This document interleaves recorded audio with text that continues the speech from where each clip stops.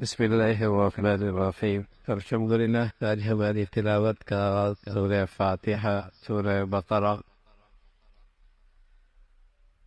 سورہ فاتحہ مختصر سی قرآن مجید کی صورت ہے جو قرآن سے کی سب سے ابتدائی صورت کہلاتی ہے۔ سورہ فاتحہ مختصر سی ہے لیکن سارے قرآن کا مضامین اس میں سموئے ہوئے ہیں۔ اسے قرآن کی اساس بھی کہتے ہیں، اسے ام القرآن بھی کہتے ہیں۔ اختصار کے ساتھ سارے قرآن کی تفسیر اس صورت میں موجود ہے۔ اللہ کی وحدانیت، رسول اللہ کی رسالت، قیامت کا تذکرہ، کامیاب لوگوں کا تذکرہ، نہ ماننے والوں کی زندگی کا تذکرہ۔ یہی 5 چیزیں قرآن میں مختلف جگہ پر موجود ہیں اور سورہ فاتحہ میں یہ ساری چیزیں موجود ہیں۔ اس سورت کا ایک نام سورت الدعا بھی ہے اور یہ دعا کا طریقہ اللہ تعالیٰ نے خود بتایا ہے کہ جب تم مجھ سے مانگو تو پہلے میری حمد و ثنا بیان کرو اور اپنا احتیاج اور اپنی محتاجی کا اظہار کرو اور پھر اپنا مقصد سامنے رکھو۔ اور تمہاری زندگی کا سب سے بڑی دولت اور سب سے بڑی مطلوب اور مقصد جو چیز ہے وہ صراط مستقیم کا مل جانا ہے۔ صراط مستقیم کا مل جانا ہے۔ جس خوش نصیب کے حصے میں یہ آ گیا تو وہ غریبوں کے اندر بھی کامیاب ہے، اور جس شخص کی زندگی میں یہ نہ ہوا وہ دولت کے ڈھیر رکھ کر بھی ناکام آتی۔ صراط مستقیم مانگو کرو، اور پھر توجہ دلائی اور رہنمائی فرمائی کہ صراط مستقیم کے لیے 2 چیزوں کی ضرورت، ایک کتاب اللہ، دوسرا رجال اللہ۔ اللہ کی کتاب بھی ضروری ہے ہدایت کے لیے، اور اللہ والے بھی ضروری ہے۔ اگر کتاب اللہ ہے لیکن کتاب سکھانے اور پڑھانے والا اللہ والا نہیں تو قرآن سے بھی گمراہ کر سکتا ہے۔ اور قرآن مجید کی زندگی، قرآن مجید کو نظر انداز کیا، محض شخصیت کو لے لیا، تب بھی گمراہی کا راستہ کھل جائے گا۔ آج امت مسلمہ جس فرقہ پرستی اور جس مصیبت میں آج گرفتار ہے وہ قرآن کی اس ہدایت سے منہ موڑنے کا نتیجہ ہے۔ یا شخصیت کو لے لیا، قرآن کو نظر انداز کر دیا، یا کتاب کو لے لیا، شخصیت سے معروم ہو گئے۔ تو ہدایت کے لیے ضروری ہے کتاب اللہ بھی اور رجال اللہ بھی، اللہ والے بھی ہوں جو اس قرآن کے ذریعے اللہ سے جوڑ دیں، اور جو اس قرآن کے ذریعے اللہ والا بنا دیں، اور جو اس قرآن کے ذریعے قرآن کا پیغام دیں۔ اگر کوئی بے دین آدمی کے ہاتھ میں یہ قرآن ہوگا تو وہ تو اپنے آپ کو اس انداز سے قرآن کی تفسیر کرے گا جس میں وہ اچھا مسلمان نظر آئے، خود نہیں بدلے گا، قرآن بدل دے گا۔ تو ہدایت کے لیے ضروری ہے کتاب اللہ بھی ہو، رجال اللہ بھی ہو، اللہ والے بھی ہو، اور اللہ کی کتاب بھی ہو۔ یہی وہ راستہ ہے جس سے ہدایت ملتی ہے، اور جس خوش نصیب کو مل گئی کامیاب ہو۔ پھر سورہ بقرہ کا تذکرہ ہے۔ بقرہ ایک گائے کا بقرہ ایک گائے ہے، اور چونکہ اس صورت میں ایک واقعہ ذکر فرمایا کہ ایک شخص نے اپنی چچا کو قتل کر دیا مال سمیٹنے کے لیے۔ چچا مالدار تھا، بتیجے جہاں کہ اس کی دولت کیسے آ سکتی ہے، اسے قتل کر دو۔ اور قتل کرنے کے بعد رات کے اندھیرے میں اس کی لاش کسی اور کے دروازے پہ ڈال دی۔ قریب تھا کہ دونوں کے درمیان جنگ اور ہتھیار اٹھ جائیں۔ اللہ نے موسیٰ علیہ السلام سے فرمایا کہ ایک گائے ذبح کرو، اور اس ذبح کی ہوئی گائے کا ٹکڑا اس مردے کو مارو، یہ مردہ زندہ ہو جائے گا۔ گائے بھی مردہ کر کے، زندہ کر کے نہیں، مردہ کر دو، اس کو ذبح کر دو، اور اس مردے کے اس گوشت سے اس مردے کو اللہ تعالیٰ زندہ کر دے گا۔ ایسے ہی کیا، زندہ ہو گیا، اور زندہ ہوتی اس نے اپنے قاتل کی نشاندہی کر دی، یہ میرا قاتل ہے۔ تو ایک طرف تو یہ اللہ کا معجزہ ہے، دوسرا اسی بنی اسرائیل میں کچھ لوگ ایسی بھی تھے جو مرنے کے بعد زندہ ہونے کا انکار کر رہے تھے، تو اللہ تعالیٰ نے ایک معجزہ دکھایا کہ جو اللہ مردہ گائے سے مردے کو زندہ کر سکتا ہے، اس ذات کے لیے زندہ کرنا کیا مشکل، اس ذات کے لیے کسی کو زندہ کرنا کیا مشکل۔ تو اسی طرح اور پھر وہاں چونکہ وہ بنی اسرائیل والے مصریوں کے ساتھ رہا کرتے تھے اور ان کے دلوں میں گائے کی بڑی عقیدت اور محبت آ چکی تھی، گائے کو ذبح کرنا ان کے لیے ایک توہین تھی، تو اللہ رب العزت نے فرمایا کہ یہ محبت اور عقیدت کا درجہ صرف اللہ کے لائق ہے۔ کسی مخلوق کے لیے ایسی عقیدت اور محبت جو اللہ کے شاعر شان ہے، یہ تو شرک ہے، یہ تو ساری اللہ کی مخلوق ہے۔ اس کو ذبح کرا کے اس عقیدے کا بھی اظہار کیا اور اس عقیدے کی بھی نفی کی، تو سورہ بقرہ کسی نسبت سے اس سورت کا نام بقرہ ہے، اور اس کے آغاز میں اللہ کے کلام قرآن مجید اس کی عظمت کا تذکرہ ہے۔ اس میں شک نہیں، اس کے احکامات میں اور اس کے پیغام میں اور اس کی ہدایت میں کوئی شک نہیں۔ اگر کوئی شک کرتا ہے تو وہ تو اس کی اپنی دماغ کی خرابی ہے، اس کی اپنی دماغ کی خرابی ہے، ورنہ قرآن مجید اللہ کا ایسا محکم دستور زندگی ہے جس میں کوئی شک کی گنجائش نہیں، اور اللہ سے ڈرنے والوں کے لیے اس میں ہدایت ہے۔ 3 مختلف لوگوں کا تذکرہ فرمایا جو انسانوں کی تقسیم ہے، 3 مختلف قسم کی۔ ایک وہ جو ایمان والے ہیں، اور ایمان والوں کی نمایاں خوبیوں کا تذکرہ فرمایا۔ وہ کیا ہے ایمان والوں کی نمایاں خوبیاں؟ وہ غیب پر ایمان رکھتے ہیں۔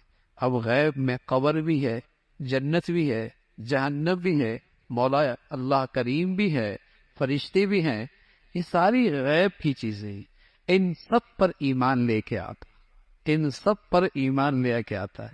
دوسری ایمان والے کی نمایاں خوبی نماز کا اہتمام کرتے ہیں، تیسری زکوٰۃ دیتے ہیں، چوتھی ساری آسمانی کتابوں پہ، چاہے وہ تورات ہے، چاہے وہ انجیل ہے، چاہے وہ زبور ہے، جب وہ اپنے اپنے وقت کے نبی پر نازل ہوئی، وہ سچی کتاب تھی، اس وقت وہ سچی کتاب تھی۔ بعد میں ان کے کرندوں نے اور بعد میں جسے کہیں کہ ان کے ناخلف لوگوں نے اس کے اندر تبدیلی اور تحریف کر دی، تو ایمان والا ان پر ایمان لاتا اور آخرت کی زندگی پر ایمان رکھتا۔ یہ ایمان والوں کی نمایاں خوبیاں ہیں۔ دوسرا گروہ ہے وہ کفار کا ہے، جو کھلا کافر ہے، اور یہاں اللہ نے اپنے نبی صلی اللہ علیہ وسلم کو نصیحت فرمائی کہ آپ نصیحت کرتے رہیں اور دعوت دیتے رہیں، یہ ایمان نہیں لائے۔ اللہ حفاظت فرمائے۔ گناہوں کی ایک دنیاوی سزا یہ ہوتی ہے کہ آدمی نیکی کی توفیق سے محروم ہو جاتا، اس سے نیکی کی توفیق سلب ہو جاتی۔ دیکھتے نہیں آپ لوگ نماز پڑھتے پڑھتے چھوڑ دیتے، دیکھتے نہیں آدمی لوگ نیکی کرتے کرتے نیکیوں سے دور ہو جاتے ہیں، دیکھتے نہیں اللہ کا فرما بردار تھا اور اللہ کی نافرمانی کی طرف بڑھتا ہی چلا جا رہا۔ کیوں؟ کوئی ایسی گناہ کی نحوست ہوتی ہے جو اسے نیکی سے دور کر دیتی، جو اسے نیکی سے دور پھینک دیتی، زبان سے کی، دل سے کی، کان سے کی۔ اس گناہ کی ایک نحوست اس دنیا میں یہ ہے کہ نیکی کی توفیق سے آدمی سلب ہو جاتا ہے، ان سے طلب ہو جاتی ہے۔ یہ کفار ایسے تھے کہ ان کے دل پہ اللہ نے ان کی بدی کی وجہ سے مہر لگا دی، لیکن ساتھ یہ بھی فرمایا کہ ناصح اور نصیحت کرنے والا، اگرچہ سامنے والا نصیحت قبول نہ کرے، نصیحت کرنے والے کو ہر حال میں نفع ہی نفع۔ کوئی نہیں مانتا تو نہ مانے، لیکن یہ اللہ کے لیے اگر نصیحت کرے گا، اس کی کمائی پوری ہوگی، اس کا اجر و ثواب میں کوئی کمی نہیں ہوگی۔ ٹھیک ہے جسے نصیحت کر رہا ہے اس نے کوئی نہیں ماننا، لیکن ناصح کی کمائی میں کوئی فرق نہیں آئے گا، اس کے اجر و ثواب میں کوئی فرق نہیں آئے گا۔ اور تیسرا گروہ منافقین کا ہے، اور ان کی نمایاں خوبی، ان کی نمایاں عادات کا تذکرہ فرمایا کہ وہ دوغلا پن اختیار کرتے ہیں۔ وہ ظاہر کے کچھ اور ہوتے ہیں، باطن کے کچھ اور ہوتے ہیں۔ ان کے 2 رخ ہوتے ہیں، کہیں بیٹھ کر کچھ بات کرتے ہیں اور کہیں جا کر کچھ بات کرتے ہیں۔ ان منافقین کی ایک نمایاں خوبی ہے، وہ بڑے جھوٹے ہوتے ہیں، وہ بڑے جھوٹے ہوتے ہیں، اور ان کی یہ نمایاں خوبی ہے کہ وہ دین کا اور اہل دین کا مذاق اڑاتے ہیں۔ اور ان منافقین کی ایک نشانی یہ بھی ہے کہ وہ اپنے آپ کو بہت ہی عقل مند سمجھتے ہیں، حالانکہ قرآن کہتا ہے بڑے ہی احمق ہوتے ہیں۔ اپنے خیال میں وہ اپنے آپ کو بہت ہی عقل مند سمجھتے ہیں، اور جو دین والے ہوتے ہیں، اور خاص طور پہ دین والے وہ جو غریب ہو اور دنیاوی لحاظ سے ان کی کوئی حیثیت نہ ہو، انہیں وہ بہت معمولی اور حقارت کی نظر سے دیکھتے ہیں۔ یہ منافقین کی نمایاں خوبی ہے، اس کا تذکرہ فرمایا کہ یہ دین کا یوں مذاق اڑاتے ہیں اور اہل دین کا یہ مذاق اڑاتے ہیں، اور یہ جھوٹے ہوتے ہیں، اور دوغلا پن ان کا مزاج ہوتا ہے، اور یہ دو رخ والے ہوتے ہیں، کہیں کچھ کہتے ہیں کہیں کچھ کہتے ہیں، اور یہ تکبر میں مبتلا ہوتے ہیں۔ اپنے بارے میں ان کا خیال ہے کہ ہم ہی سب سے بالا تر ہیں اور ہم ہی سب سے زیادہ عقل مند ہیں، اور خصوصاً جب غریب دیندار ہو تو ان کو بڑی حقارت کی نظر سے دیکھتے ہیں۔ اس کا تذکرہ فرمایا۔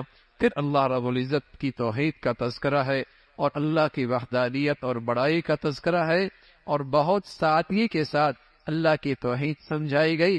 زمین و آسمان میں اللہ کے قدرت کی ایسی نشانیاں ہیں، ذرا سی بھی عقل ہو تو اللہ کی وحدانیت سمجھ میں آ جائے۔ اور پھر اللہ کے نبی پر آنے والا غیر معمولی معجزہ قرآن کا تذکرہ ہے، اور فرمایا یہ اللہ کی طرف سے بھیجا ہوا کلام ہے، اور ساری دنیا اکٹھی ہو جائے اس جیسا کلام کوئی نہیں بنا سکتا۔ اور پھر اس کا تذکرہ کہ اللہ نے آسمان سے حضرت آدم کو بھیجا اور اسے مسجود ملائکہ بنایا، اور آدم کو اور اس کی اولاد کی ذمہ داری یہ ڈالی کہ وہ زمین پر اللہ کی خلافت کا کام کرے، اللہ کا دین دنیا میں زندہ کرے۔ یہ اس آدم اور آدم کی اولاد کی ذمہ داری تھی، اور یہی اس کی مرتبہ اور شان کی وجہ تھی کہ مسجود ملائکہ بنایا، کہ فرشتوں نے انہیں سجدہ کیا، اور وہ سجدہ تعظیمی تھا۔ لیکن اللہ کے نبی کی شریعت میں سجدہ تعظیمی بھی ممنوع ہے۔ سجدہ عبادت کا ہمیشہ سے حرام ہے، عبادت کا سجدہ صرف اللہ کے لیے۔ تعظیمی سجدہ جو ہماری شریعت میں السلام علیکم ہے، پہلی شریعتوں میں اس کے بدلے میں تعظیمی سجدہ کیا جاتا تھا۔ فرمایا اس امت میں وہ تعظیمی سجدہ بھی حرام ہے، عبادت کا سجدہ بھی حرام اور تعظیم کا سجدہ بھی اس امت میں حرام ہے۔ وہ تو ملائکہ نے حضرت آدم علیہ السلام کو وہ سجدہ تعظیمی بجا لایا، اور شیطان نے اللہ کے حکم کا انکار کیا، وہ راندہ درگاہ، اس نے سجدہ نہیں کیا۔ سوچنے کی بات ہے، سوچنے کی بات ہے، شیطان نے سجدہ نہیں کیا تو کافر کہلایا، ہمیشہ کا جہنمی کہلایا۔ اور آج کتنے مسلمان دن میں بھر میں کتنے سجدے نہیں کرتے، نہ فجر پڑھتے ہیں، نہ ظہر پڑھتے ہیں، نہ عصر پڑھتے ہیں، مغرب پڑھتے ہیں، نہ عشاء پڑھتے ہیں۔ اس نے ایک سجدے کا انکار، راندہ درگاہ جہنمی۔ اور آج کتنے مسلمان ہیں۔ تو میرے عزیزو، ایک عملاً اللہ کے حکم کا انکار کرنا لیکن اندر سے شرمندہ ہونا، یہ کافر نہیں ہوتا۔ اندر سے شرمندہ ہے، غلط ہوا، یہ تو مانتا ہے کہ سجدہ کرنا چاہیے تھا لیکن میں نے نہیں کیا۔ شیطان میں اور آج کے مسلمان میں یہی فرق ہے۔ شیطان وہ ہوتا ہے جو غلط کرتا ہے لیکن اس غلط کو صحیح سمجھتا ہے۔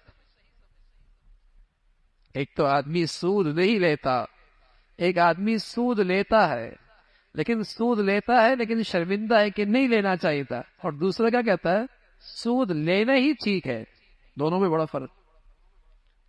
بڑا فرق ہے۔ ایک ہے عملاً کسی حکم کو نہ ماننا، نماز چھوڑ دی، فجر چھوڑ گئی، ظہر چھوڑ گئی، لیکن شرمندہ ہے کہ چھوڑنا نہیں چاہیے تھا۔ اور ایک یہ ہے کہ چھوڑنا ہی صحیح تھا، یہ شیطانیت ہے۔ آج بدقسمتی سے اس امت میں یہ شیطانیت بھی آتی جا رہی ہے کہ غلط بھی کر رہے ہیں اور اسے صحیح بھی کر رہے ہیں۔ اللہ کے کتنے احکامات ہیں جو مسلمان عمل میں نہیں ہے، مسلمان کی زندگی میں، لیکن صرف عمل میں نہیں بلکہ یہ کہہ رہا ہے یہی صحیح راستہ ہے، یہی روشن خیالی کا تقاضا ہے، یہی زمانے کا تقاضا ہے، یہی وقت کا تقاضا ہے۔ یعنی اللہ کا حکم نہیں عمل کر رہا لیکن ساتھ ساتھ سمجھ رہا میں ٹھیک کر رہا ہوں. تو رسول اللہ صلی اللہ علیہ وسلم فرمایا کرتے تھے ایک وقت آئے گا لوگ برائی کو اچھائی سمجھیں گے، برائی کو اچھائی سمجھیں گے. یہ شیطانیت ہے، یہ شیطانیت ہے کہ برائی کو اچھائی کا درجہ دے دینا اور اسے ثقافت سمجھ لینا، اسے ثقافت سمجھ لینا. بے حیائی اور فحاشی ہے لیکن اسے ثقافت کا نام دے دینا، اسے ترقی کا نام دے دینا، اسے روشن خیالی کا نام دے دینا، یہ شیطانیت ہے. اور ایک یہ ہے کہ ایک آدمی سے غلطی ہوئی، گناہ ہوا، شرمندہ ہے، اس سے آدمی کافر نہیں. تو شیطانیت یہ ہے کہ شیطان نے سجدہ نہیں کیا لیکن وہ کہنا میں نے ٹھیک کیا ہے، میرے پاس لوجک ہے، میرے پاس اس کی لوجک ہے اور میرے پاس اس کی دلیل ہے، اس لیے کہ آدم مٹی سے بنا ہے، میں آگ سے بنا ہوں، اوپر والا نیچے والے کو کیسے سجدہ کر. وہ یہ بھول ہی گیا کہ تیرا خالق کون ہے اور تیرا مالک کون ہے اور تجھے عقل کس نے دی ہے اور تجھے سمجھ کس نے دی ہے. اس ذات کا فیصلہ ہے کہ تو نے اسے سجدہ کر. تو وہ راندہ درگاہ ہوا. پھر بنی اسرائیل کا تذکرہ فرمایا جو امت محمدیہ سے پہلے ایک عظیم و شان امت تھی جس پر اللہ نے ان گنت احسانات فرمائے، بے شمار. اللہ رب العزت نے ان پر اپنا خاص کرم فرمایا کہ ان کا دشمن فرعون ان کے سامنے ہلاک ہوا اور ان کے لاؤ لشکر کے ساتھ وہ پوری کی پوری قوم برباد ہوئی. اور اللہ رب العزت نے اس بنی اسرائیل کو اس سے آزادی دی، نجات دلائی، اور پھر پتھروں کے اندر سے ان کے لیے چشمے جاری ہو گئے، آسمان پر بادل ان کے لیے سایہ بن گئے، آسمان سے ان کے لیے پکے پکائے کھانے اترے، اور ان کی خواہشات اور چاہتے اللہ رب العزت نے کئی بار پوری فرمائی، اور ان کو اللہ رب العزت نے دیگر اقوام پر عزت بخشی. لیکن نتیجہ کیا نکلا؟ بڑی احسان فراموش، بڑی ناشکری تھی، بڑی ہی احسان فراموش. تو احسان فراموشی یہ آدمی کو اللہ کی نظروں سے گرا دیتی، ناشکری اس سے ساری عزت اور ساری نعمتیں چھن جایا کرتی، رسوائی ذلت مقدر ہو جاتی ہیں. جب قومیں ناشکری کا ارتکاب کرتی ہے تو عزت سے انہیں اتار کر ذلت اور پستی میں ڈال دیا جاتا. تو یہ بنی اسرائیل کا حال ہوا اور یہ اس کا حشر ہوا. اس کا تذکرہ فرمایا بظاہر بعض چیزوں کو یہ مانتے تھے جو آسمان سے احکامات آئے تھے لیکن بعضوں کا انکار کرتے تھے. اللہ رب العزت نے ان کی مذمت فرمائی بعضوں پر ایمان لاتے ہو اور بعضوں کا انکار کرتے ہو. آج مسلمان بھی عبادت کا دین تو کچھ کر لے گا لیکن معاملات کا دین اس کے لیے بڑا مشکل. آج مسلمان بھی دو رنگ کا ہے کہ عبادت کا دین تو کچھ اپنا لے گا لیکن معاشرت کا دین اس سے دستبردار ہے. عبادت کے کچھ احکامات تو عمل کر لے گا لیکن معاملات کے احکامات سے دستبردار ہے.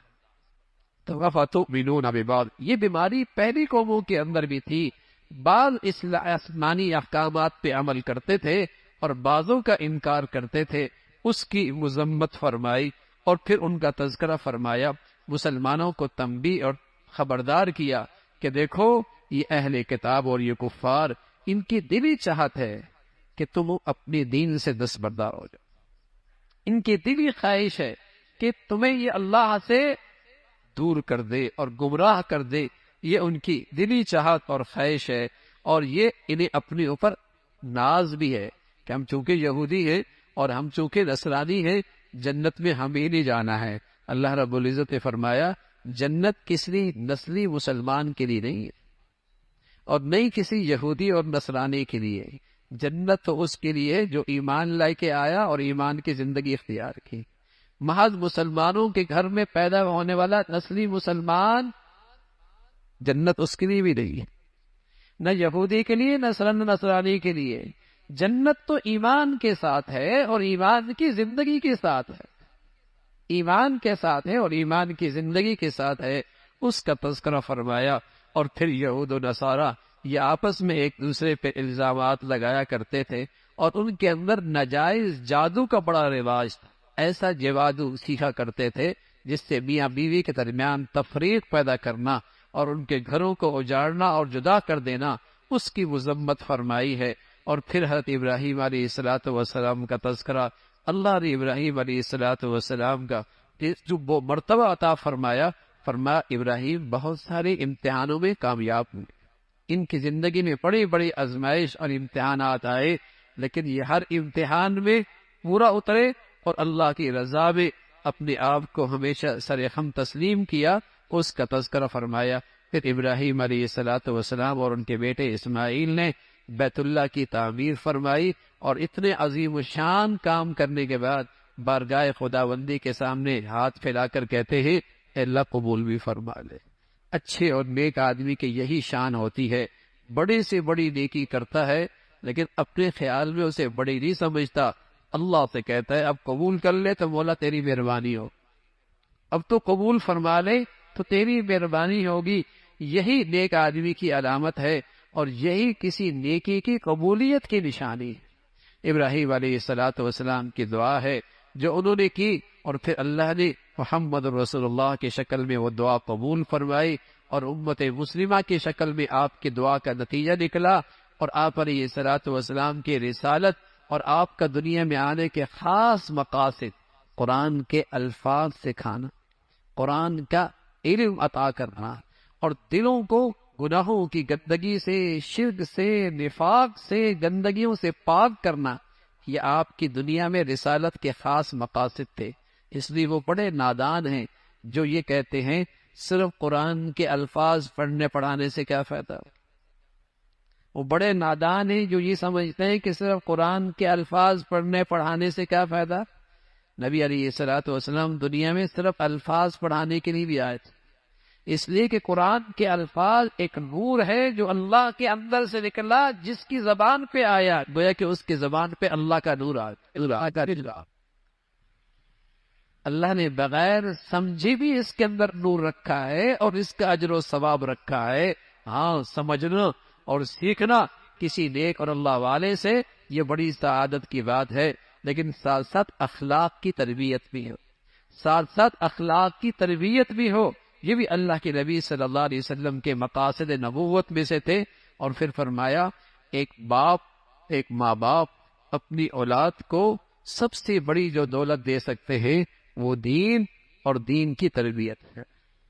ایک ماں باپ جو اپنی اولاد کو سب سے بڑی دولت دے سکتے ہیں وہ دین اور دین کی تربیت اور اخلاق کی تربیت ہے۔ یہ کسی اولاد کو مل گئی تو باپ کی طرف سے بڑا تحفہ اور بڑی دولت مل گئی، اور کسی کی اولاد کو یہ دولت مل گئی تو اس ماں باپ کی خوش نصیبی کہ اللہ نے اس کی اولاد کے لیے اس دولت کو مقدر فرمایا۔ یہ بڑی دولت ہے، اسی کا تذکرہ کہ پیغمبر بھی اپنی اولاد کے لیے دین کی اور اخلاق کی تعلیم اور تربیت کی فکر کیا کرتے تھے۔ دنیا سے جا رہے ہیں، انہیں اپنی اولاد کی فکر کیا ہے کہ میرے مرنے کے بعد کئی دن دین سے دور تو نہیں ہو جاؤ گے۔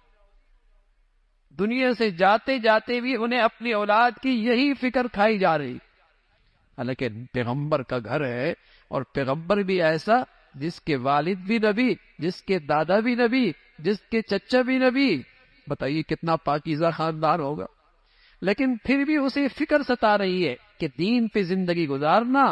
اور اب تو میرے بچے اور بچیاں ایسے ماحولوں میں جاتے ہیں جہاں ان بیچاروں کو کلمہ بھی کوئی نہیں آتا، جہاں ان کو قرآن کے الفاظ بھی کوئی نہیں آتے، جہاں انہیں اللہ اور اللہ کے رسول کا کہیں نام بھی نہیں سنائی دیا تھا، بلکہ انہیں دین اسلام سے بیزار کیا جاتا ہے۔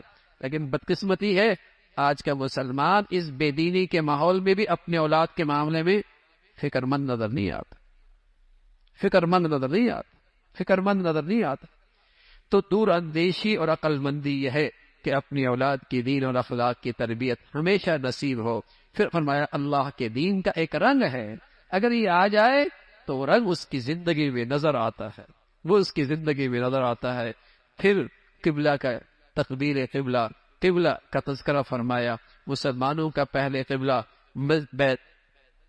بیت المقدس تھا، پھر حضور علیہ الصلوۃ والسلام کی دلی چاہت تھی کہ ابراہیم علیہ الصلوۃ والسلام کا جو قبلہ بیت اللہ ہے وہ میرا بھی اور میری امت کا ہو۔ اللہ رب العزت نے وہ چاہت اور وہ خواہش آپ کی پوری فرمائی، بیت اللہ آپ کا قبلہ ہوا۔ اس پر یہودیوں نے بڑا پروپیگنڈا کیا کہ پہلے کی نمازیں ٹھیک ہیں یا اب کی نمازیں ٹھیک ہیں، تو اللہ رب العزت نے فرمایا پہلے بھی اللہ کے حکم کی تعمیل ہو رہی تھی، اب بھی اللہ کے حکم کی تعمیل ہو رہی ہے۔ اصل چیز تو اللہ کا حکم پورا اصل چیز تو اللہ کا حکم پر پورا کرنا ہے۔ اور مسلمانوں کو تلقین فرمائی کہ مذہبی بحث مباحثہ جو فضول ہو، ہاں، اس سے پرہیز کی جائے۔ ایسی مذہبی بحث مباحثہ جس کا کوئی مقصد فضولیات، اس سے ہمیشہ پرہیز رکھی جائے، اس کا تذکرہ اور ایمان والوں کو تلقین فرمائی کہ نماز سے اور صبر سے اللہ کا قرب حاصل کرو، اللہ کی مدد حاصل کرو، تمہیں مشکلات کے اندر بھی آسانی ہوگی، اور کوئی مصیبت آئے تو انا للہ و انا الیہ راجعون، اس کے مفہوم کو سمجھ کے اگر کہو گے تو تمہیں دل میں سکون ملے گا، تمہیں ایک اطمینان نصیب ہوگا۔ اس کا تذکرہ، پھر اللہ کی بڑائی اور اللہ کی بڑائی کا تذکرہ اور اس کے قدرت کے مختلف مظاہر کا تذکرہ ہے۔ اور ایمان والوں کو تلقین فرمائی ہمیشہ حلال کھاؤ، پاکیزہ کھاؤ، اور جو چیزیں اللہ نے حلال کی ہیں اسی کے اندر تمہارے لیے خیر ہے، اور جن چیزوں کو اللہ نے حرام کیا ہے جیسے خنزیر ہے اور ایسی غیر اللہ کے نام پہ نظر و نیاز ہے، ایسی بہنے والا خون ہے، یہ سب چیزیں حرام ہے۔ ان لوگوں کی مذمت فرمائی جو اللہ کے دین کی بات اور حق سچ کی بات صرف دنیاوی مقاصد اور اغراض کے لیے اس کو چھپا لیا کرتے ہیں، یا دنیا کی خاطر اپنی دین کو نظر انداز کرتے ہیں، ان کی گمراہی اور ان کی سزا کا تذکرہ ہے۔ اللہ رب العزت ہمیشہ دین کی سمجھ اور دین کی زندگی نصیب فرمائے۔